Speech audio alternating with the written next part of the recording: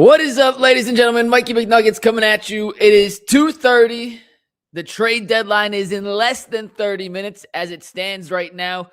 The Cleveland Cavaliers are still $3.86 million into the second apron. We're going to use the number $4.5 million because they are going to convert Naquan Tomlin into a standard NBA contract at some point. So for the sake of today's discussions, the Cavs are about $4.5 million over the second apron. We're going to talk about some of the deals that have gone down across the league, including a gigantic deal between the Indiana Pacers and the Los Angeles Clippers just a few minutes ago and how that impacts Jarrett Allen and the Cleveland Cavaliers. But I said from the get-go, I said it on UCSS today, I said it on Twitter after they made the move for Lonzo Ball yesterday, it makes very little sense for the Cavaliers to drop from 30 or 23-ish million dollars into the second apron down to 14-ish, down to 4-ish, and then not actually dip under the second apron. So I do expect, and I've been hearing that the Cavs are working the lines, trying to figure out a way to duck under that second apron by today's 3 p.m. deadline. So we're going to go and chat for the next 40-ish minutes. We're going to hang out. We're going to do some viewer comments. We're going to do a little Q&A. We'll talk about some of the deals that have gone down and wait patiently and hopefully react to some breaking news live as the Cavs make another move before the deadline. Or if they don't, we'll try and figure out why they didn't, what they were discussing at a minimum, and all that fun stuff. But we appreciate you guys for tuning in here. We appreciate everyone for hopping on. We talked about a few fake trades today on UCSS. Those could still be in the works, but let's get to the deal of the most prevalence that has come out in the last few minutes, and that is the fact that the Indiana Pacers have acquired Ivica Zubac from the Los Angeles Clippers. Zubac did not play against the Cavs last night. He was out. The broadcast said it was not due to trade issues. They did not think he was going to be traded. Well, a lot can change in less than 24 hours. The Pacers sent Benedict Mathurin and Isaiah Jackson plus 2 first-round picks to the Clippers for Ivica Zubac. I'll say that again, 2 first-round picks, Benedict Mathurin and Isaiah Jackson to the Clippers for Ivica Zubac. Those picks include the Pacers pick this year. It's protected 1 through 4 and 10 through 20. So if it falls between 5 and 9, the Clippers get the Pacers first round pick. If it is within 1 through 4 or 10 and 30, it gets converted to a 2031st unprotected first round pick. And they also get an unprotected first round pick from Indiana in 2029. Now, it is worth mentioning that the Indiana Pacers and Cleveland Cavaliers had been in discussions, according to reports. I had heard the same reports that you guys have seen on Twitter, but I'd heard from people around the league that those discussions were real, that the Cavs and the Pacers had at least discussed a possible framework for a deal involving Jarrett Allen. The Pacers had assets. They expect to be competitive again next season with Tyrese Halliburton coming back. This is a team that made the NBA Finals last year, and they needed a center. They lost Miles Turner, who obviously signed with Milwaukee in the summer. They needed a center and had assets to go out and be a little more aggressive so that when Halliburton comes back next year, they get right back into the flow of things, can pick up from where they left off, and in their mind continue to compete for a championship. So with Indiana off the center market or out of the center market now that they acquired Ivica Zubac from the Clippers, the question is there a suitor out there for Jarrett Allen? Is there a team that'd be willing to make a deal with Cleveland for their former all-star center, whose contract jumps from $20 million per year to $30 million per year for each of the next 3 seasons after this current season ends? And it's looking less and less likely that Jarrett Allen will be the piece the Cavs move if they are going to make a move. Now, let me give the pros and cons real quick to keeping Jarrett Allen versus trading Jarrett Allen as it currently stands for the Cavs. I do think, first and foremost, dipping under the second apron is a big deal for Cleveland if they want to go big fish hunting this summer. I don't think it makes a huge difference, frankly, for the rest of this year. The Cavs are probably a better roster currently constructed right now than they would be with any deal that gets them under the second apron. But if the Cavs are thinking long-term and they're thinking of how can we put together the best roster possible for the next 2 seasons while we have Donovan and James Harden under contract, then getting under the second apron now would be incredibly advantageous. However, if you have a backcourt of Donovan Mitchell and James Harden, it is certainly bigger than the backcourt of Donovan and Darius. Harden is about 4 inches taller and about 35, 25, 30, whatever number the official weight says, pounds heavier. He is a better defensive player than Darius, but let's not pretend that he is some defensive stalwart out on the perimeter. That's why they traded for guys like Keon Ellis and Dennis Schroder, who are much better defensive perimeter stoppers than Garland or Mitchell. Part of the reason you need some frontline defense is because James Harden, at this stage of his career, and frankly throughout most of his career, has not been a guy that, and I apologize, I have to check my phone as all this stuff comes in, has not been a guy that can be counted on to stop players on the perimeter. So how do you counterbalance two guards who are less than stellar defensive players? Well, you have a really good rim protector on the court at all times, and at times two really good rim protectors, which the Cavs have in Jarrett Allen and Evan Mobley. So part of the reason you keep Allen is in a pick and roll situation. Allen has always thrived as the roll man, playing alongside point guards that can get him the ball. James Harden is as good as it gets, maybe in the history of the NBA, at delivering passes and making the most out of his rolling bigs, rim running bigs in particular, which Allen certainly fits the mold of. So the pairing between Harden and Allen could certainly bear very beneficial fruits to the Cavs. But you also have to look at the long-term outlook for this team and figure out how can we get under that second apron. And he's one of the guys that has a contract that is tradable, that is not an absolute essential part of this roster that you could move for pieces. So that's the benefit and the reason why the Cavs would entertain a trade for a Jarrett Allen. I'm not sure how many teams out there still need a center. Maybe you could look at Dallas. Maybe is a possibility. I still think, Golden State's off the board after they traded for Porzingis last night. That was another team that I thought could be in the market for a center. The amount of teams that need a center, and particularly a center who does not shoot the ball, it's few and far between. So Indy seemed like a good match. There were definitely discussions being had, but they chose to go for Ivanka Zubac over whatever the Cavs were asking for Jarrett Allen, and Zubac is a better player than Jarrett Allen, so, it's hard to argue. It's hard to blame them. Max Strus is another guy. Oh, and the Lakers, by the way. The Lakers are a team that could absolutely use a Jarrett Allen. So that might be the one team left that, in theory, could be a trade partner for the Cavs if Jarrett Allen's going to be moved. However, there cannot be a one-for-one deal between the Lakers and the Cavaliers. It is impossible to make a one-for-one deal between the Lakers and the Cavs work. They would have to incorporate a third team into that, and it is certainly possible, but the more moving parts, the more teams involved, the less time you have left, the harder and harder those deals are to come by. So it is possible that Allen still gets moved in the next 21 and a half minutes, but it feels more and more likely that he will be remaining in Cleveland. Max Strus, on the other hand, is the other name we kept talking about as a guy who could be moved simply because the Cavs have a plethora of wings and guards now, and there's only so many minutes to go around for so many players. Off the top of my head, Donovan, Harden, Merrill, Tyson, Schroder, Ellis, Strus. Who else am I missing? I'm definitely missing somebody. Put in the comments, who am I missing? Mitchell, and Craig Porter Jr. Sorry, that's there to go. Eight guys right there. You can't play 8 guards in a playoff series. You can't. It's just not possible. I guess you could. You could. And Proctor, if you want to throw in 9, you could play 9 in a playoff series, but you really go to a 9-man rotation, 10 tops, and you obviously have your bigs that you have to equate in there. Dean Wade, Evan Mobley, Jarrett Allen as it stands right now. So you're looking at 7 at most. Cavs have 8 guys. 8 guys that in theory could play. So you could look to parlay a little bit of depth you have in the backcourt and at the wings into something you need in the front court, because I still don't think the Cavs have enough depth up front.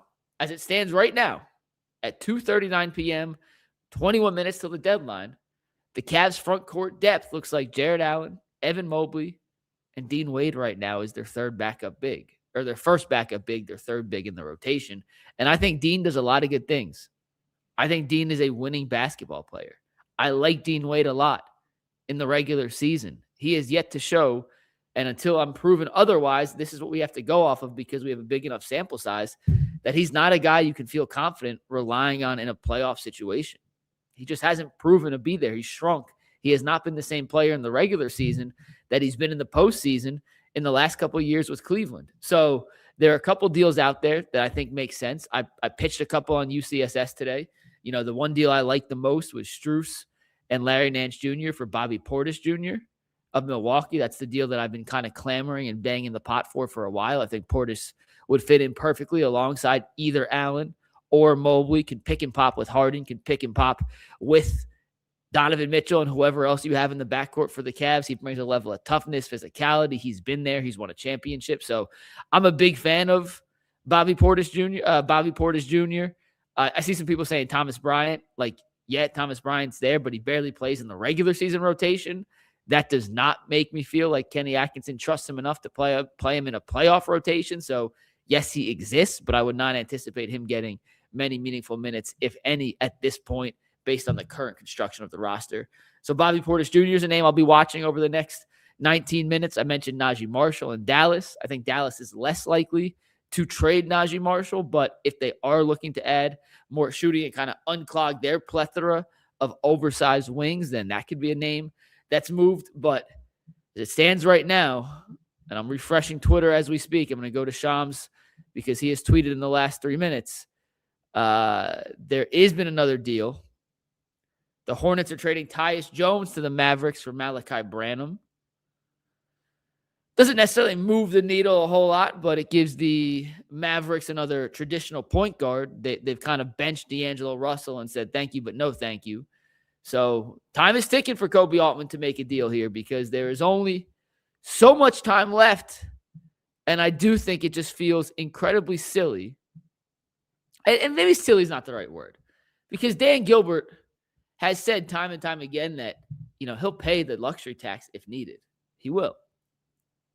But when you get that close and you shed $19 million off your second apron tax, why not?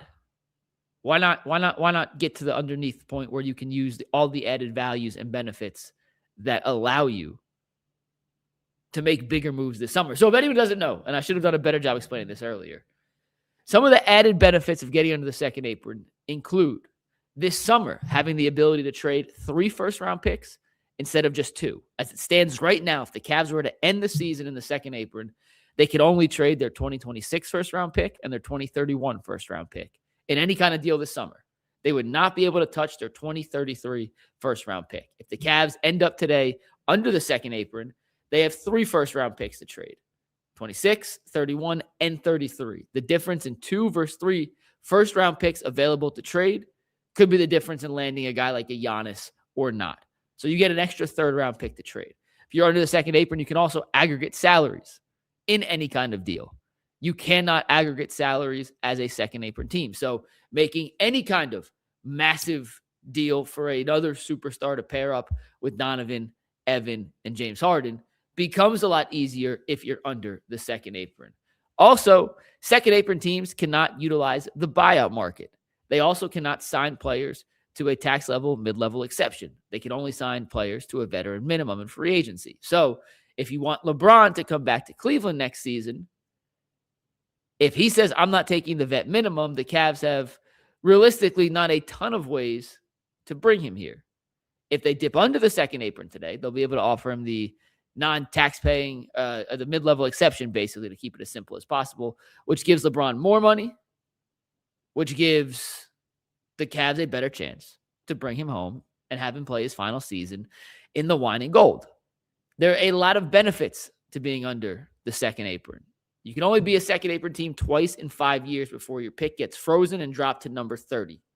Seriously, twice in 5 years. If you do it more than that, your pick 5 years or 7 years out gets frozen at pick number 30. It doesn't matter if you're the worst team in the league. You can have the worst record in basketball. Your pick automatically slides to number 30. So there are some serious tangible benefits to getting under the second apron. And if the Cavaliers were willing to shed $19 million to get to where they're at now, I don't know why they wouldn't continue the process and finish this under the second apron. There's another way they can get under the second apron, by the way. I didn't mention this yet, but in theory, just like they bounced Lonzo Ball to Utah yesterday for nothing in return. They could dump Craig Porter Jr.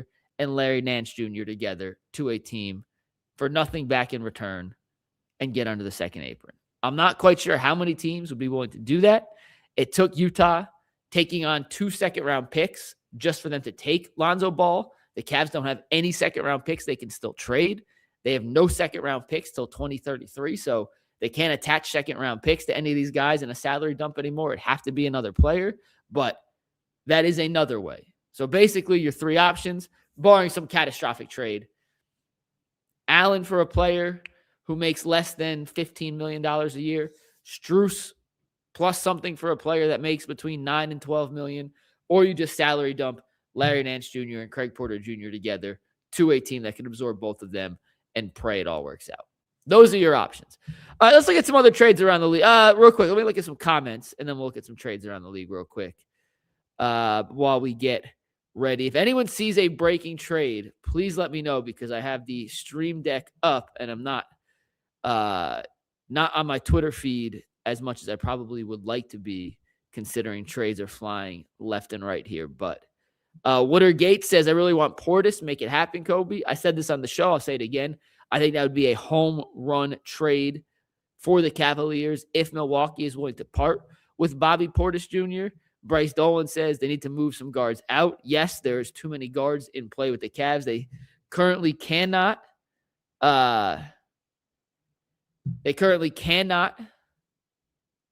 play 8 guards in a playoff series. It's just simply not possible. What percentage chance we give for Max Strus to be moved? This morning, I felt a lot more confident than I do with 13 minutes left. At this point, just based off the timing, I'd probably say 33%. I felt it was like 60% this morning, down to 33. Listen, they've been having conversations. It takes 2 to tango in any kind of trade. A deal could make sense for the Cavs. The other team doesn't want to pull the trigger. The Cavs could love a certain player. The other team may not be as fond of them. It takes 2 to tango in any of these deals. Only because we're hitting the final minutes before the deadline approaches, I would say 33%, but who knows? We've seen some crazy things happen in the final minutes. Jay Blue says, Zion or Trey Murphy? So I had heard that when the Cavs were looking at trade partners for Darius Garland, there are only so many players in the league that could fit in a 1-for-1 kind of deal with Darius. And because the Cavs can't aggregate salaries due to their second apron status, teams they were looking at either had to have players equal to around Darius's value, which was much lower than a lot of people thought, and were making enough money that it worked for both teams. Darius for Zion would have worked exactly 1-for-1. They make the exact same amount of money. So your chance to get Zion went out the window when they traded Darius to the Clippers for James Harden. Would you rather have had Zion than James Harden? I kind of prefer the James Harden feel, mesh, fit than I would have the Zion mesh and fit, but Zion has played 26 consecutive games. The biggest knock on him was the fact he doesn't play enough. He's been hurt. He's been injured. His body wasn't right, but he has played in 26 consecutive games. He deserves a round of applause and a bit of kudos from the national media for accomplishing that feat. Trey Murphy's the white whale. If they could get Trey Murphy, oh my goodness, I would trade whatever it takes to get Trey Murphy. The Cavs don't have a ton of assets. And I don't know if the money works. I'm just throwing out assets, so don't quote me on this. Would Allen, Strus, and Jaylon Tyson be enough to get you Trey Murphy? Probably not. You could throw your 2 first-round picks in there, 26 and 31. It sounds like the Pelicans have rebutted offers and rejected offers in the last couple of weeks from teams with serious amounts of draft capital for Trey Murphy. He's the building block that they are trying to build their team around, him and Derek Queen. So it's going to take a grandfather offer. But yeah, if you can get Trey Murphy, absolutely, I would go for Trey Murphy. Eddie says, would you rather hear a team was in on trade/free agency but couldn't close, or radio silence like the Guardians? I want to know my GM's being aggressive personally. And I appreciate that, and I respect that a lot about Koby Altman. No general manager is perfect, right? Every general manager in the history of sports, baseball, football, basketball, hockey, whatever, has had swings and misses. They've had draft picks that haven't panned out. It's part of the sport. It's an imperfect science. But I will take a guy who's constantly being aggressive and trying to win a championship over the guy that's radio silent, working behind the working in the shadows, just trying to improve on the margins. I want a guy willing to put his balls on the table, frankly, and go make a move for a trade for a player that may not be popular, but you think raises the ceiling, which is, I think, exactly what Koby did in this instance with James Harden. And we'll see if it works. Maybe it does, maybe it doesn't. But I'd rather have a guy be aggressive and it not pan out than be so scared to part with assets that you never really have a chance. The Real Knight says, do you think J.A. to the Lakers for Dalton and Rui works? Like, it does work. I am not sure if the Lakers have offered that. I'm not sure if that has actually been something that's been discussed. You need a third team. It is worth mentioning you do need a third team in any Lakers deal that has the Cavaliers involved, because their salary situations just do not line up to where both sides can be cap compliant afterwards. But would I do Rui and Dalton for Allen? I would have done it before the Harden deal. I don't think I'd do it now with the Harden deal. I think Allen is going to thrive alongside James Harden. I think I'd rather have Jarrett Allen than Rui Hachimura alongside James. Actually, I know for a fact I'd rather have Allen than Hachimura alongside James Harden, so I don't think I would do that anymore. Let's see. It's a Draymond Green comment. He's not getting traded. 90s Arcade Cigarette says, F the apron. I'm sick of hearing about it. Me too. I cannot wait. Part of the reason I want the Cavs to get on the second apron so badly is so I can start having fun in the trade machine again and having deals that actually involve players that enough people know about that we can have some fun with. It is so difficult and so confusing and so, like, I don't know. The NBA tried to help. I don't think they helped. I think they made everything more confusing and more difficult. We are 8 minutes away. There was a report yesterday that Cavs were interested in Cam Thomas. Let me tell you something. Cam Thomas is one of the elite bucket getters in basketball. He might be the worst possible fit I could think of in the entire league alongside Donovan and James Harden. I would not do that deal under any circumstances. I know he's an expiring contract. So I guess if you could turn Strus into Cam Thomas, which gets you under the second apron, I would do it. I don't know why the Nets would do that, frankly, but if I was the Cavs, if that was the deal, I would do it. But I don't think Cam Thomas fits into this rotation whatsoever. Doesn't play a lick of defense, takes a lot of shots that leave you questionable and asking yourself, we sure that's a good shot? But he makes enough of them that he continues to shoot them. I think he's a really fun player on a bad team. I don't think he's a championship kind of player. So I would pass on any Cam Thomas offers at the moment. Giannis is staying put. We talked about that earlier. He is not being traded. Dalton and Rui for Allen works if a third team is involved. It does not work as a straight 2-for-1 deal. Kara Miller says, hit the like button. Yeah, we got 1,000 people watching right now, so we appreciate every one of you guys for tuning in. I'm hoping we get some news in the next 6 minutes, guys. Like, let's go crazy. Let's have a party if the Cavs make some sort of move that gets them under the second apron, or if they acquire a player that helps raise their championship ceiling. Like let's have a party in the next 6 minutes. Koby Altman, come on. Like, we are all cheering you on. Koby Altman, let's make some kind of move here that we can talk about and discuss. The Lonzo deal yesterday was simply a move to open up a roster spot for Naquan Tomlin. They did not have an open roster spot for Naquan. They were not going to lose Naquan. That was never in the cards. He has played way too well, is way too valuable an asset to just kind of let walk. Two-way guys, and Naquan's currently in a two-way contract, can only be active for 50 games before they have to be converted to a full-time NBA contract or waived, and the Cavs weren't waiving him. So it was just a matter of how they got him to a full standard NBA contract. They had to dump a roster spot. They sent Lonzo to Utah. Utah waived him, and now Naquan Tomlin has a clear pathway to a full-time roster spot. And while we're talking about that roster spot, that's going to open up another two-way for the Cavs. I don't know this for a fact, but I would guess and have a pretty good inclination that Norchad Omier, the charge big man, would be the next Cavs guy to get a two-way contract. So we'll see if that actually comes to fruition. Baycard says, is there actually a possibility where LeBron, Mitchell, Giannis, and Harden come to Cleveland in the summer? Is it possible? Yes. Likely, no. I do think 3 of the 4 will be here. I feel pretty good saying LeBron, Mitchell and Harden will be in Cleveland next year. I do. Jason talked about it on the show. LeBron hasn't said it specifically. It is impossible to predict LeBron's future moves, but there is a possibility that LeBron, as a free agent, because all reporting indicates the Lakers don't really want him back. LeBron doesn't really want to go back. So he's either going to retire or play one more season somewhere else. And can you imagine LeBron playing his final season anywhere else besides the Lakers or Cleveland? I can't. Fatal Cheeseburger says, is there anyone available left for front court help? There's always guys available. It's the names I keep hearing were Portis, was Jay Huff in Indiana. Those were the names that we were hearing the most about. I'm checking Mark Stein real quick. Let's see if they've tweeted out anything. We'll check Jake Fisher. Still nothing. Down to 4 minutes, Kobe.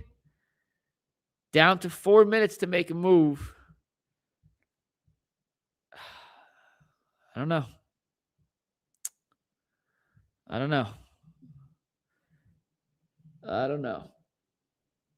There's Bull. That's not a trade news. Guys, I would be very surprised based on everything I'd heard in the last couple of days. After that Hunter move that got them into range, they knew they were going to dump Lonzo. $4 million seems like such a low bar to clear to get under the second apron, and the benefits of being under the second apron are so huge. I'm not quite sure why they haven't been able to find a deal or pull a trigger on something when it feels like there are some deals out there that would make sense for both parties. And I understand, like I said earlier, it does take two to tango. I am well aware of the fact that they need a trade partner who is equally as optimistic to make a deal as they are. But there's like that. That's why Kobe gets paid to do what he does. That's why these GMs get paid to do what they do, not just us who speculate and like to search on the trade machine for some fun and other options. DeAndre Ayton, I wouldn't take, but he's an expiring contract. Big man that the Lakers have that in theory could be a Cavs target if they're looking to get off Allen and save some money and open up a ton of flexibility this summer. There's a Naz Reid possibility, I guess. If somehow the Timberwolves were to make a gigantic trade in the next 2 minutes and they had to shed money because they can't pay Ant Edwards plus the gigantic player they just acquire, it's not going to be Giannis, but maybe they're in the works with somebody else, some last-minute superstar deal. Naz Reid could be if Naz Reid's available, he's your number one option. Like Naz Reid would be a perfect fit here. The Cavs have had interest in Naz Reid for 2 seasons now. They were very disappointed when he re-signed in Minnesota. The Cavs wanted him badly. So that'd be a target. If he's available, I would absolutely poke my head after and try and pull into the fold here in Cleveland. He'd be an incredible addition, if possible. I'm just going through the other teams as I wrap my head. I'm looking at the standings. Andre Drummond in Philadelphia, if you want a third big. The 76ers are reportedly open to trading him. I don't know how you necessarily make that deal fit. Like, Strus for Drummond gets you under the second apron. Would you guys do Strus for Drummond? Strus is clearly a better player than Andre Drummond. It's not debatable, especially at this point of his career. But Drummond, as a position of need, at a position where they lack severe depth, could be more valuable in a playoff series than your 7th, 8th guard, depending on how well and how healthy Max Strus is. So let me know, would you do Drummond for Strus as we approach the final minute here for the trade deadline before the Cavs either know or don't know what they'll be doing? I'm open about the comments. I see a couple yeses. I see 2 no's.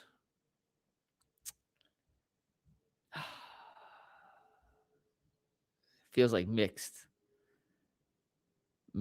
I see something about Killian Hayes with the G League. He can't be a two-way guy. He has too much time in the NBA, too much NBA service.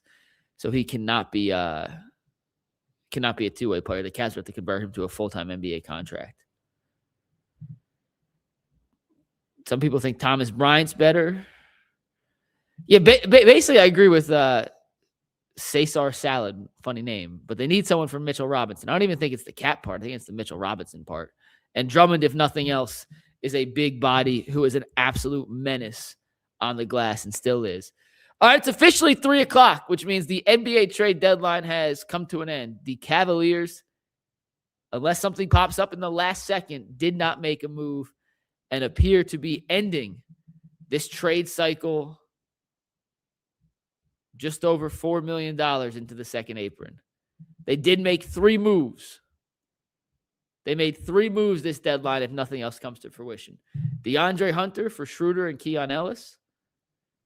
Darius for James Harden. And they dumped Alonzo Ball and 2 second-round picks to Utah in exchange essentially for Naquan Tomlin's roster spot. Frankly, I'm surprised. I can't lie to you guys. I am very surprised. The Cavs were incredibly active. The phones were ringing. We had heard reports all week that they were talking to teams. Allen and Strus were certainly being discussed. And it appears it is now 3:01, and I still have not gotten an update from any of the news breakers that I have notifications on for online that the Cavs have appeared to make any other deals. Now, are they in a better position now than they were a week ago to win a championship with Harden, with Keon, with Dennis? Yes, I do believe they are. And I do believe when Donovan Mitchell said our ceiling is higher now than it was prior to this deal, I believe he's not only telling the truth, but he's 100% accurate. James Harden is a better basketball player today than Darius Garland was. And it's no disrespect to Darius Garland. It's just kind of a fact. Harden should have been an all-star in the Western Conference this year. He's averaging 25 points, 8 assists. He's 3rd in the league in assists on a team that started out horrifically and has been playing as good as any team in basketball the last couple of weeks. A big reason for that? Well, the main reason is Kawhi Leonard's been healthy and playing out of his damn mind. The other reason is James Harden has been one of the 10 to 15 best players in the league over the last 4 weeks. The Cavs just acquired that player. It's going to take a little bit of time for him and Donovan to fit together, to figure out the best ways to play off each other when they share the court, the best ways to maximize their minutes when they're the primary creator on the court, to learn the tendencies of Jarrett Allen, to learn the tendencies of Evan Mobley. And we officially have word. Chris Fedor tweeted, the Cavs are done, no more trades, and they're going to use their final roster spot to convert Naquan Tomlin from a 2-way to a standard deal. So the Cavaliers end the 2026 trade deadline period about $4 million into the second apron, which means they will not have the ability to trade their 2033 first-round pick this summer. They cannot utilize the buyout market, and as it stands right now, until they get under the second apron, they cannot aggregate salaries in any kind of big-picture deal. I'm surprised. I'm a little disappointed. I just don't get why you would go this far and not finish the deal, but maybe there's something else at work here that Koby knows big picture and long-term that we are not privy to. Guys, in the comments, give me a 1 if you're surprised the Cavs did not make a move. Give me a 2 if this is what you expected. Big picture, though, and we'll go for another few minutes here. The Cavs are better today than they were last week. And I do think the ceiling is higher. And I do think at the end of the day, regardless of the fact that their play styles may kind of clash on paper, great players find ways to figure it out. And great players win championships. A head coach has never won a championship. There's a reason the teams that win at the highest of levels have the best players in the world on their side. Players win in the playoffs. Teams can win in the regular season. Depth wins in the regular season. Superstars and star players win in the playoffs. And Darius Garland's toe, for better or worse, did not appear to be on track, healing quickly enough to where the Cavs felt comfortable that he could be a quote-unquote superstar level player come playoff time. And with the Donovan extension pending, with this championship or bust mentality the team was feeling due to having the most expensive roster in basketball, they made a move that they felt made them better, made them more durable, made them more experienced, and had a chance to prolong Donovan's championship window. And for that, I can't really argue. I can't really be upset. I applaud Koby for being aggressive. I am curious, and it'll come out in the next day or two, and I'll make some phone calls. Maybe I'll have some information for you guys tomorrow on this. I am curious what potential deals were on the table that the Cavs said thank you but no thank you to, or what deals they had offered to other teams that they said thank you but no thank you to, because I know they were trying. I know for a fact they were trying, and it just didn't come to fruition. And that's life sometimes. I get it. But it's still disappointing because I fully anticipated the Cavs doing something today. Not major, not necessarily major, but I did expect them to make a move. And that's just a gut feeling. You hear stuff from around the league. You talk to people, and they tell you, hey, this team's calling about this player, and this team appears to be motivated to do X, Y, and Z. And, motivations change, and there are a million reasons why things don't pan out. But I did think the Cavs were going to make a move today. And now sitting here at 3:05, I did this stream. I set this up so we could talk about a trade. And I'm a little disappointed that there was no trades to talk about. All right. Let me just see one last time. Let me do a quick check. It appears teams were calling the Clippers on Kawhi Leonard. Giannis, once he said he was not leaving, once the Bucks said they were not trading Giannis, it appears that kind of halted up the rest of the market in a way. The big deal of the day was Zubac to the Pacers. Jaren Jackson Jr., obviously. The Knicks got Jose Alvarado earlier. I think that's a smart little pickup. They gave up Dalen Terry, and 2 second-round picks to the Pelicans for a quality backup point guard. I like Alvarado. Cavs didn't have a need for him, but I always like this game. The Bucks traded Cole Anthony and Amir Coffey for Nick Richards and Nigel Hayes. Bunch of smaller deals. The blockbuster was the Zubac trade, but I really expected the Cavs to make a move. They opted not to. And I frankly am a little surprised. On the good side, the positive, the Cavs now have 2 all-NBA caliber guards. They have depth in the backcourt like they've never had before. They have some serious dogs. Koby Altman did transform this roster. It just didn't happen on deadline day. He did it in the days leading up to the deadline. The Cavs' biggest issue, or biggest complaint with the Cavs entering the season was they didn't have dogs, didn't have toughness. And now, look at this roster.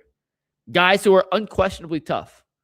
Donovan, Jaylon Tyson, Naquan Tomlin, Dennis Schroder, Keon Ellis. 5 guys at minimum. And Thomas Bryant. If you want to throw Thomas Bryant in there, we can throw Thomas Bryant. And hell, Max Strus is still here. I think Max Strus is tough. It's pretty tough too. That is at minimum 7 guys. 7 guys who would be considered quote unquote tough. Okay, one last bit of news. Cam Thomas has been waived. The Nets have waived Cam Thomas. The Cavs do not have a roster spot for Cam Thomas, so you can absolutely drop that. They don't have a spot for him.